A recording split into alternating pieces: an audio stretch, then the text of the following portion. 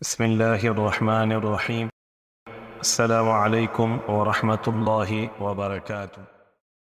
آج ہم بات کریں گے 6 ایام کے نام جو تخلیق کائنات میں صرف ہوئے، جن کا تذکرہ تفاسیر کی کتابوں میں ملتا ہے۔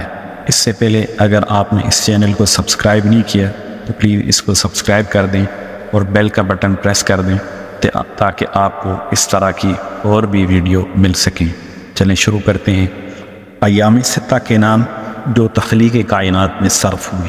ایک روایت میں ہے کہ قلم اور دوسری مخلوقات کی پیدائش کے درمیان 1000 سال کا فصل ہے، جیسا کہ حضرت حمرہ رحمۃ اللہ علیہ سے نقل کرتے ہیں کہ وہ فرماتے ہیں کہ اللہ تعالیٰ نے قلم کو پیدا فرمایا اور اس کے ساتھ تمام چیزوں کو لکھا جن کو وہ آئندہ پیدا کرنا چاہتا تھا۔ پھر یہ کتاب 1000 سال تک اللہ تعالیٰ کی پاکی اور بزرگی بیان کرتی رہی۔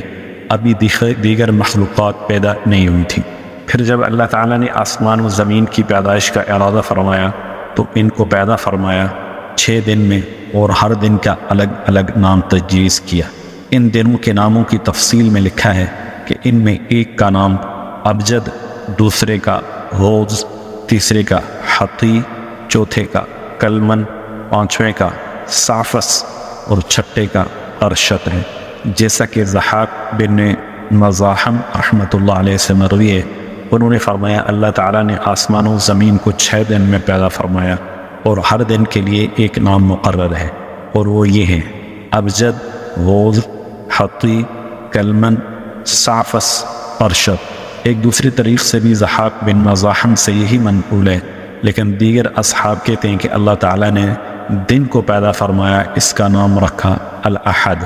پھر دوسرے دن کو پیدا فرمایا، اس کا نام رکھا الاثنین۔ پھر تیسرے دن کو پیدا فرمایا، اس کا نام رکھا الثلاثہ۔ پھر چوتھے دن کو پیدا فرمایا، اس کا نام رکھا الاربعہ۔ پھر 5ویں دن کو پیدا فرمایا، اس کا نام رکھا خمیس۔ جیسا کہ حضرت عبداللہ بن عباس رضی اللہ تعالی عنہ سے بالکل یہی روایت مروی ہے جو کہ ان کے شاگرد عطا نے روایت کی ہے۔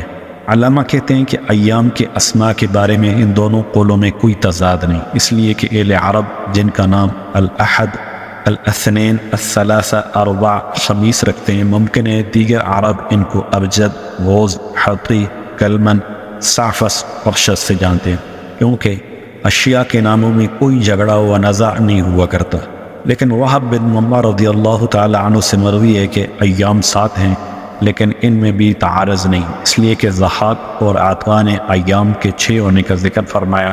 اس کا مطلب یہ ہے کہ اس کائنات اور جو کچھ اس کے اندر ہے اس کی تخلیق میں 6 دن صرف ہوئے، جیسا کہ قرآن کریم میں ارشاد ہے وَالَّذِي خَلَقَ السَّمَاوَاتِ وَالْأَرْضَ فِي 6 أَيَّامٍ۔ یہ سورہ ہود کی آیت نمبر 7 ہے، اور وہاں بن منبع کے قول کا مطلب یہ ہے کہ ایک ہفتہ میں کل 7 دن ہوتے ہیں، نہ کہ 6۔ ان ایام ستہ میں سے تخلیقی کائنات کی ابتدا کس دن ہوئی، اس میں علماء کا اختلاف ہے۔ بعض فرماتے ہیں کہ اس کی ابتدا یوم الاحد یعنی اتوار سے ہوئی، جیسا کہ حضرت عبداللہ بن سلام رضی اللہ تعالی عنہ سے مروی ہے کہ اللہ تعالیٰ نے تخلیق کی ابتدا فرمائی اور زمین کو اتوار اور پیر کو پیدا فرمایا۔ ایک دوسری روایت میں ان سے مروی ہے کہ اللہ عز و جل نے تخلیق کی ابتدا اتوار سے فرمائی اور زمین کو بروز اتوار اور پیر کو پیدا فرمایا۔ اور کعب رضی اللہ تعالی عنہ سے مروی ہے ابتدا خلق کے وقت اللہ تعالیٰ نے آسمان و زمین کو بروز اتوار و پیر پیدا فرمایا۔ اور مفسر قرآن حضرت ضحاک رضی اللہ تعالی عنہ سے باری تعالیٰ کے اس قول والذی خلق السماوات والارض فی 6 ایام کی تفسیر میں منقول ہے کہ ایام آخرت میں سے ہر یوم کی مقدار 1000 سال ہے اور ابتدائی خلق اتوار کے دن ہوئی۔ حضرت مجاہد رحمۃ اللہ علیہ سے بھی یہی منقول ہے کہ ابتدا خلق اتوار کے دن ہوئی۔ بعض فرماتے ہیں کہ ابتدائی خلق ہفتہ کے دن ہوئی۔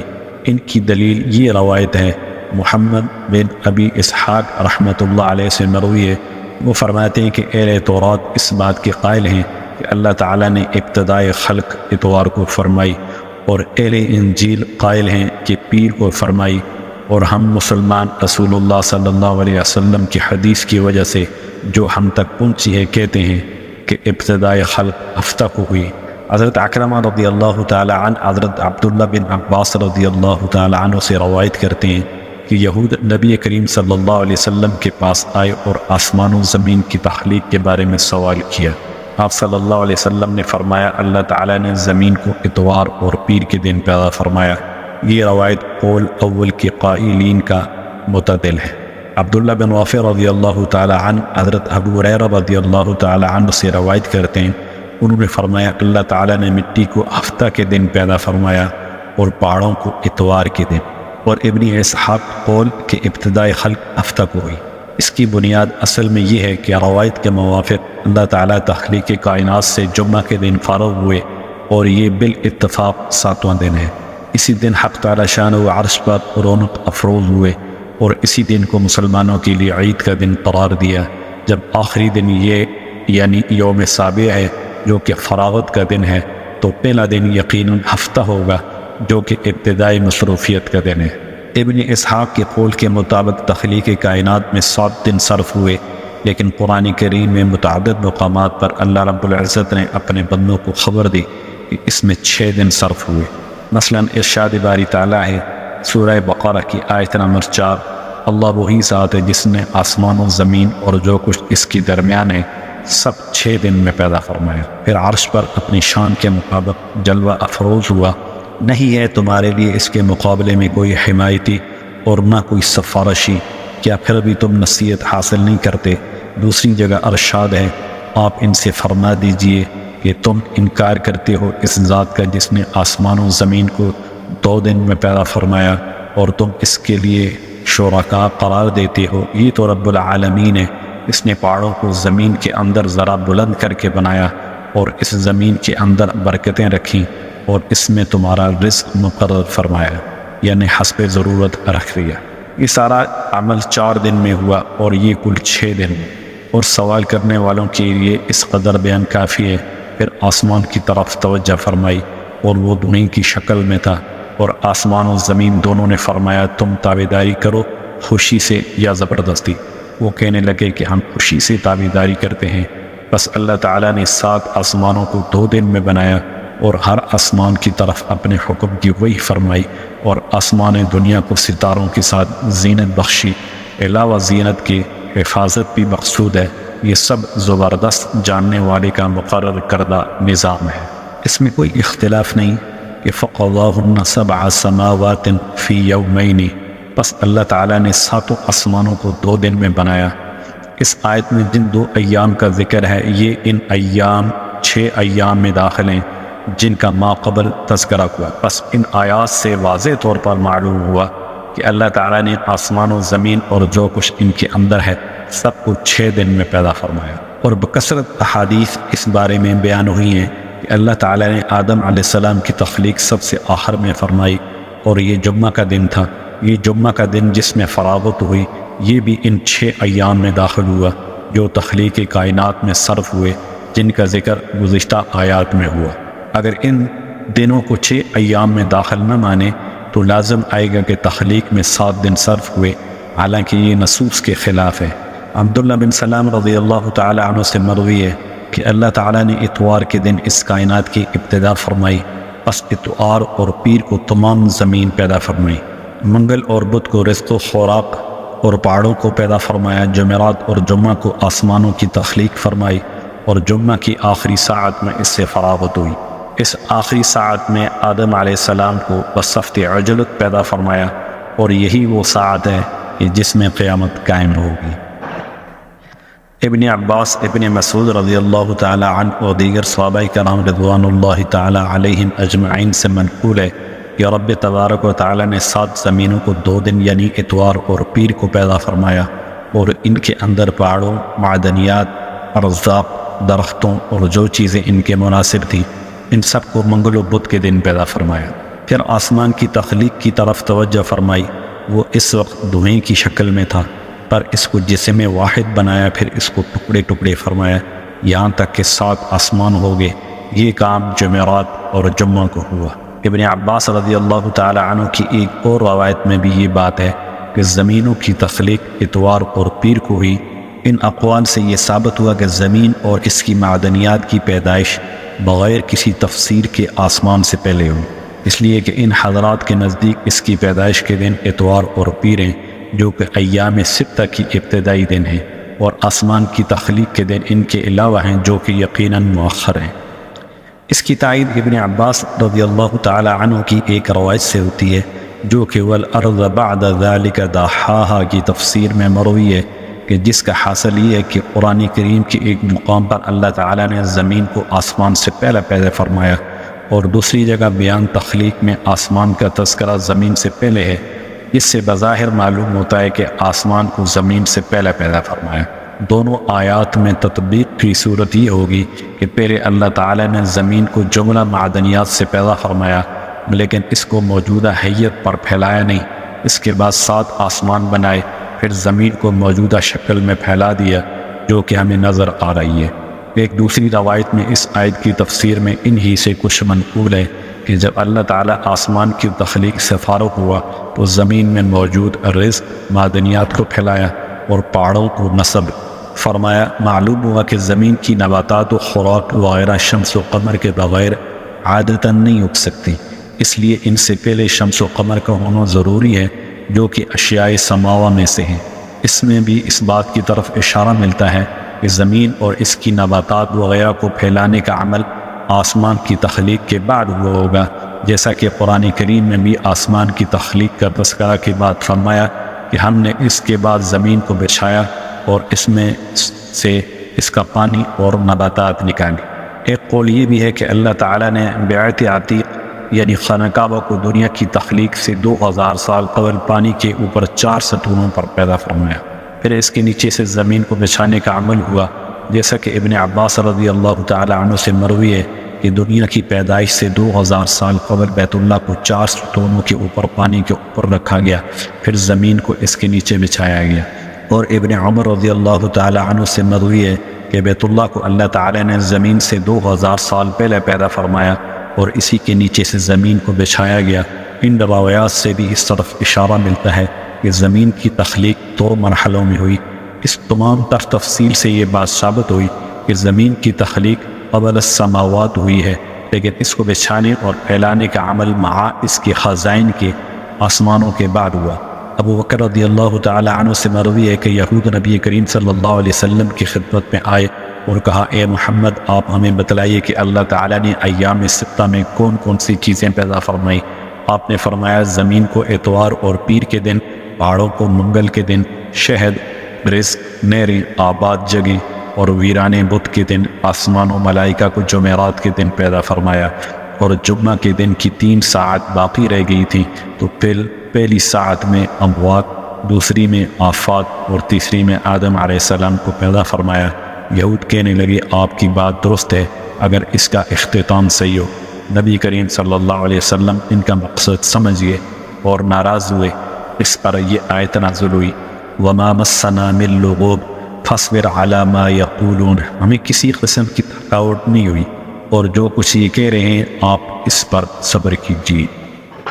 قرآن کی آیت وَالَّذِي خَلَقَ لَكُم مَّا فِي الْأَرْضِ جَمِيعًا ثُمَّ اسْتَوَىٰ إِلَى السَّمَاءِ فَسَوَّاهُنَّ 7 سماوات۔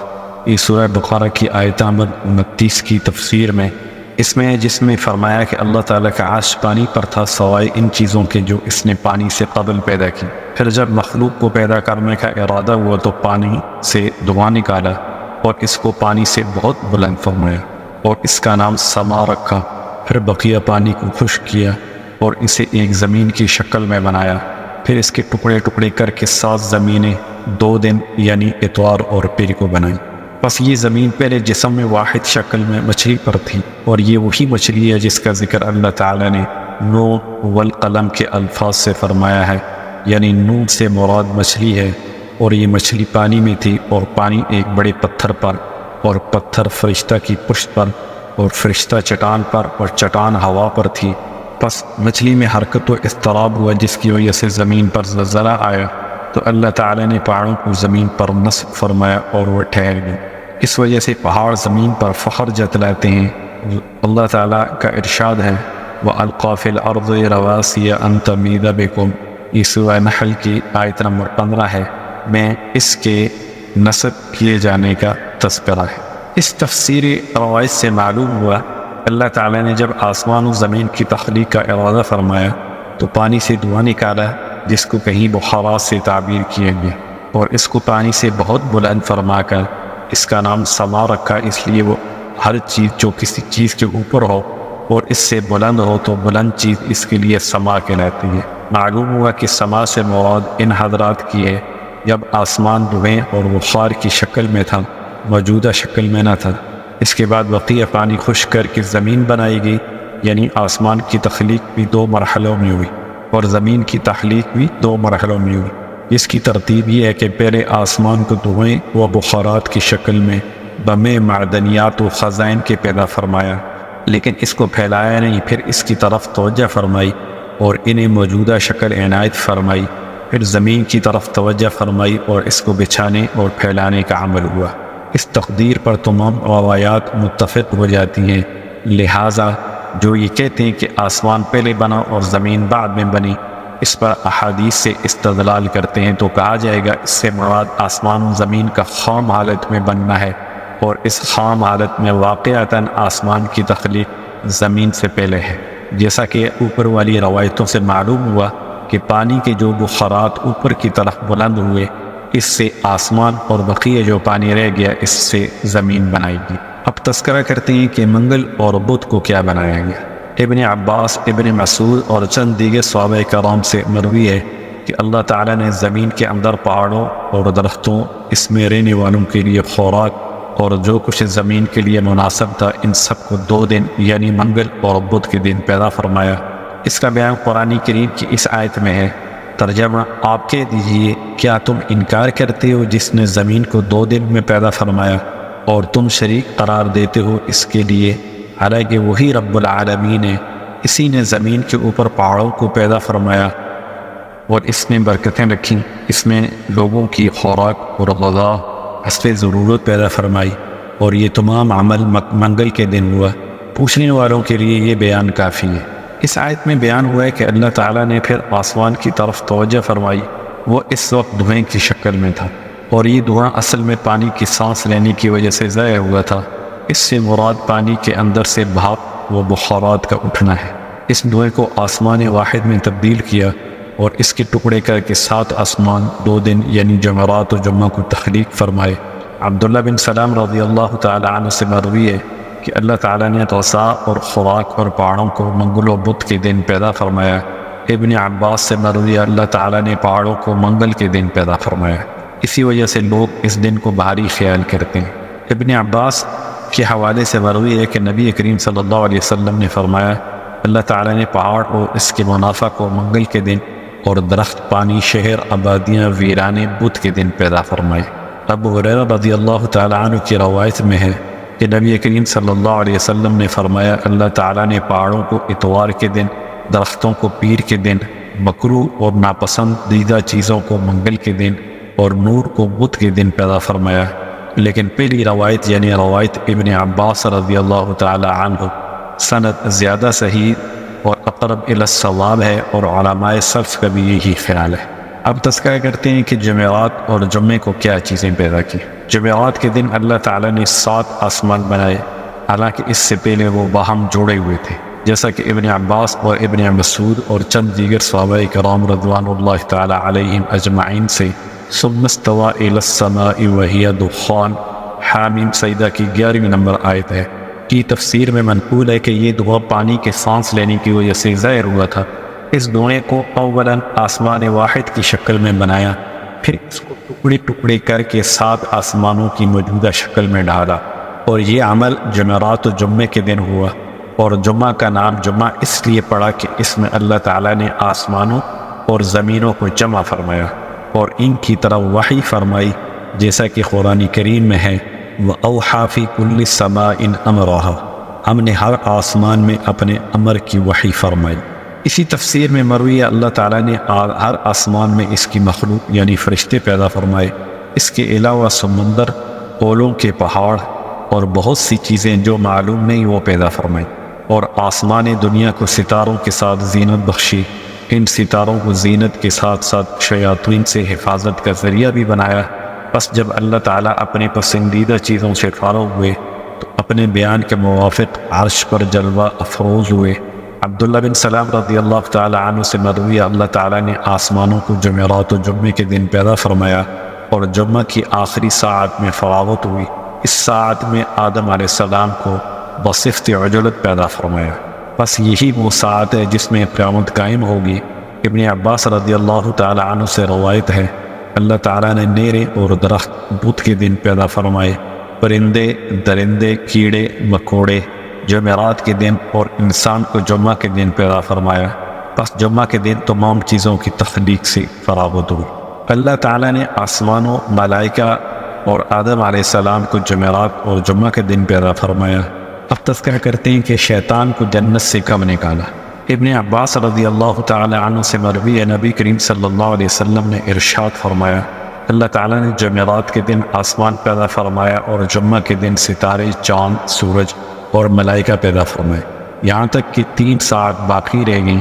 تو پہلی ساعت میں موت کے اوقات مقررہ، کون کتنا وقت زندہ رہے گا اور کب مرے گا، پیدا فرمائے۔ دوسری ساعت میں یعنی دوسری گھڑی میں نفع مند چیزوں اس پر آنے والی آفات کو پیدا فرمایا اور انہیں جنت میں ٹھکانہ عطا فرمایا، اور ابلیس کو سجدے کا حکم دیا، اور ابلیس کو آخری ساعت یعنی آخری گھڑی کے آخر میں جنت سے نکالا۔